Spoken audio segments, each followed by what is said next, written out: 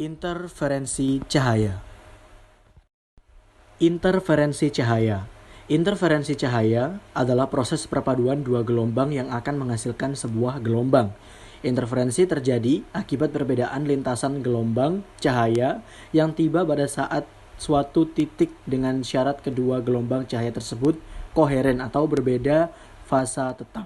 Syarat-syarat interferensi. Yang pertama, kedua gelombang cahaya harus koheren, dalam arti bahwa kedua gelombang cahaya harus memiliki beda fase yang selalu tetap. Oleh sebab itu, keduanya harus memiliki frekuensi yang sama. Kemudian yang kedua gelombang cahaya harus memiliki amplitudo yang hampir sama. Seperti pada gambar tersebut, jika berkas cahaya melalui S1 dan S2, maka celah tersebut S1 dan S2 akan berfungsi sebagai sumber cahaya baru dan menyebarkan sinarnya ke segala arah. Apabila cahaya dari celah S1 dan S2 berinterferensi, maka akan terbentuk suatu pola interferensi. Pola interferensi tersebut dapat ditangkap pada layar berupa pola garis terang dan gelap. Interferensi dapat terjadi karena adanya beda lintasan berkas cahaya dari S1 dan S2. Jika jarak antara kedua celah atau D lebih kecil daripada jarak celah terhadap layar, maka beda lintasan pada titik sembarang P adalah S2P min S1P. Interferensi maksimum. Apabila dua gelombang bertemu dan saling menguatkan, maka akan terjadi interferensi maksimum dan berbentuk pola garis terang. Pada celah ganda, interferensi ini akan terjadi apabila kedua gelombang memiliki fase yang sama atau sefase, yaitu apabila keduanya berfrekuensi sama dan titik-titik yang bersesuaian berada pada tempat yang sama selama osilasi pada saat yang sama. Seperti yang tertera pada foto yang berlatar belakang hitam, di mana P sama dengan jarak garis terang dari pusat terang, D jarak kedua sumber, I jarak layar ke sumber cahaya dan juga panjang gelombang, dan N sama dengan orde atau nomor terang. Dalam kurung seperti contoh N sama dengan 0, 1, 2, dan seterusnya. Jika dua gelombang tidak bertemu dan akan saling meniadakan, maka terjadi interferensi minimum, sehingga terbentuk pola garis gelap. Interferensi ini terjadi pada dua gelombang yang tidak sefase.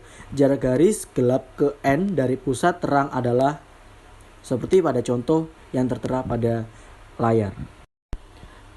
Interferensi pada lapisan tipis. Dalam kehidupan sehari-hari, kita sering melihat fenomena yang ditimbulkan oleh interferensi cahaya. Sebagai contoh, timbulnya garis-garis berwarna yang tampak pada lapisan tipis minyak tanah yang tumpah di permukaan air. Kemudian warna-warni yang terlihat pada gelembung sabun yang mendapat sinar matahari, serta timbulnya warna-warni pada cakram padat atau compact disc. Sinar datang dengan sudut I pada lapisan tipis dengan ketebalan D dan indeks bias N, sehingga sinar mengalami pemantulan dan pembiasan dengan sudut bias R. Dengan pertimbangan kedua faktor di atas, dapat ditentukan syarat-syarat terjadinya interferensi berikut. Nah, dari gambar 4, sinar AB merupakan sinar monokromatik yang datang pada permukaan pelat tipis. Sebagian sinar AB dipantulkan oleh permukaan bidang batas udara dan plat sinar BE, dan sebagian lagi dibiaskan ke dalam medium plat sinar BC. Sinar BC dipantulkan oleh permukaan bidang batas plat dan udara atau sinar CD. Sinar CD dipantulkan oleh permukaan atas dan sebagian lagi dibiaskan keluar film atau sinar DF. Sinar BE dan DF datang bersamaan di mata kita. Adalah pola interferensi yang terbentuk oleh sebuah lensa yang sedikit cembung dan diletakkan di atas sebuah keping gelas datar. Bila cahaya monokromatik dipantulkan oleh kedua permukaan yang berdekatan ke mata dengan sudut tertentu, titik singgung lensa akan terlihat sehingga sebagai sebuah lingkaran gelap dikelilingi sederet cincin terang dan gelap. Pola interferensi cincin Newton ini terjadi jika cahaya dengan panjang gelombang datang dari atas dengan arah tegak lurus. Jika R adalah jari-jari kelengkungan lensa dan R adalah jari-jari kelengkungan gelap dan terang hasil terinterferensi, maka akan terjadi hal-hal berikut ini. Gambar 6, pola interferensi cincin Newton terjadi jika cahaya datang dari atas dengan arah tegak lurus.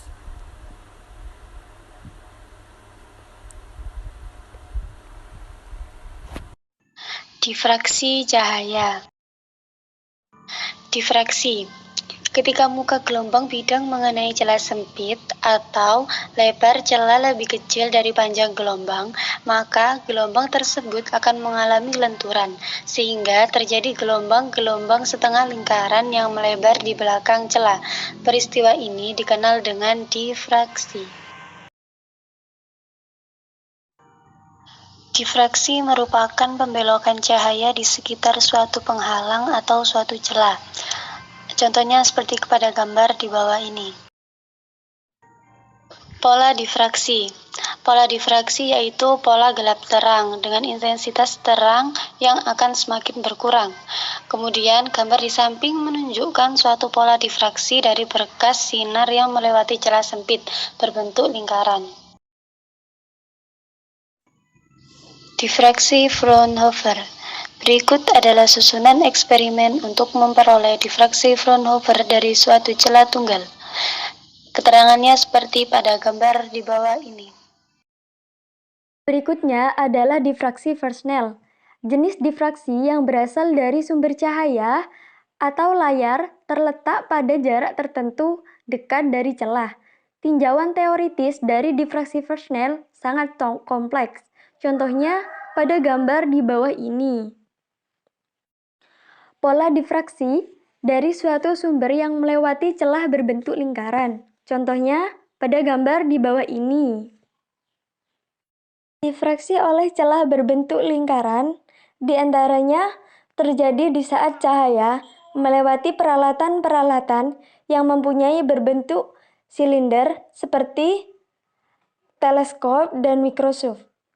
Pola gelap pertama terjadi pada lingkaran. Difraksi celah ganda. Gambar di bawah ini merupakan contoh-contoh dari yang pertama, yang A merupakan contoh celah ganda dan yang B merupakan contoh celah tunggal dan yang C merupakan contoh celah ganda. Difraksi dari dua celah. Coba perhatikan gambar di samping. Intensitas dari pola difraksi celah tunggal dengan lebar A. Intensitas dari pola interferensi dua celah yang terpisah oleh jarak D. Dan intensitas dari pola difraksi dua celah dengan lebar celah A yang terpisah oleh jarak D. Cukup sekian dari kami. Semoga bermanfaat. Terima kasih. Wassalamualaikum warahmatullahi wabarakatuh.